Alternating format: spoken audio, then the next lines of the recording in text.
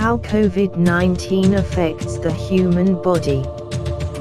What became known as COVID-19, or the coronavirus, started in late 2019 and early 2020 in the Chinese city of Wuhan as a cluster of pneumonia cases with an unknown cause.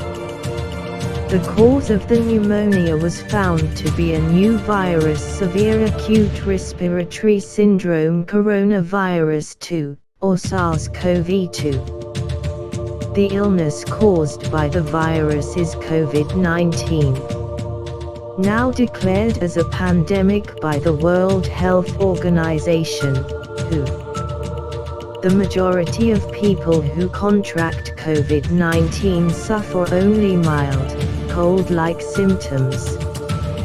WHO says about 80% of people with COVID-19 recover without needing any specialist treatment. Only about 1 person in 6 becomes seriously ill and develops difficulty breathing. So how can COVID-19 develop into a more serious illness featuring pneumonia, and what does that do to our lungs and the rest of our body? How is the virus affecting people?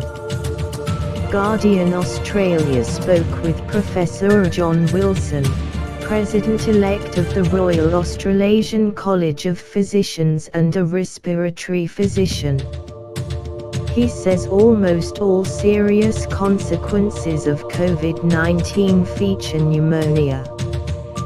Wilson says people who catch COVID-19 can be placed into 4 broad categories. The least serious are those people who are subclinical and who have the virus but have no symptoms. Next are those who get an infection in the upper respiratory tract, which, Wilson says, means a person has a fever and a cough and maybe milder symptoms like headache or conjunctivitis.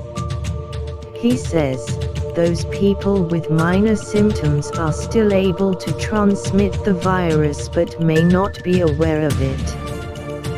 The largest group of those who would be positive for COVID-19, and the people most likely to present to hospitals and surgeries, are those who develop the same flu-like symptoms that would usually keep them off work. A 4th group, Wilson says, will develop severe illness that features pneumonia.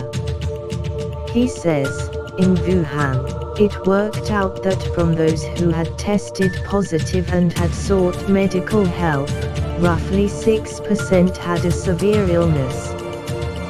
The WHO says the elderly and people with underlying problems like high blood pressure, heart and lung problems or diabetes, are more likely to develop serious illness. How does the pneumonia develop? When people with COVID-19 develop a cough and fever, Wilson says this is a result of the infection reaching the respiratory tree, the air passages that conduct air between the lungs and the outside. He says, the lining of the respiratory tree becomes injured, causing inflammation. This in turn irritates the nerves in the lining of the airway. Just a speck of dust can stimulate a cough.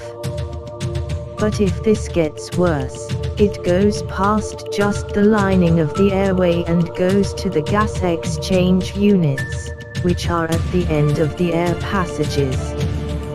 If they become infected, they respond by pouring out inflammatory material into the air sacs that are at the bottom of our lungs. If the air sacs then become inflamed, Wilson says this causes an outpouring of inflammatory material, fluid and inflammatory cells, into the lungs and we end up with pneumonia. He says lungs that become filled with inflammatory material are unable to get enough oxygen to the bloodstream. reducing the body's ability to take on oxygen and get rid of carbon dioxide. That's the usual cause of death with severe pneumonia, he says. How can the pneumonia be treated? Professor Christine Jenkins, Chair of Lung Foundation Australia and a leading respiratory physician, told Guardian Australia. Unfortunately, so far we don't have anything that can stop people getting COVID-19 pneumonia. People are already trialing all sorts of medications, and we're hopeful that we might discover that there are various combinations of viral and antiviral medications that could be effective. At the moment there isn't any established treatment apart from supportive treatment, which is what we give people in intensive care. We ventilate them and maintain high oxygen levels until their lungs are able to function in a normal way again as they recover.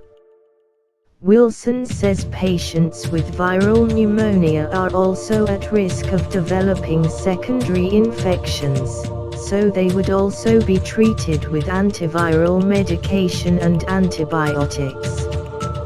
In some situations that isn't enough, he says of the current outbreak.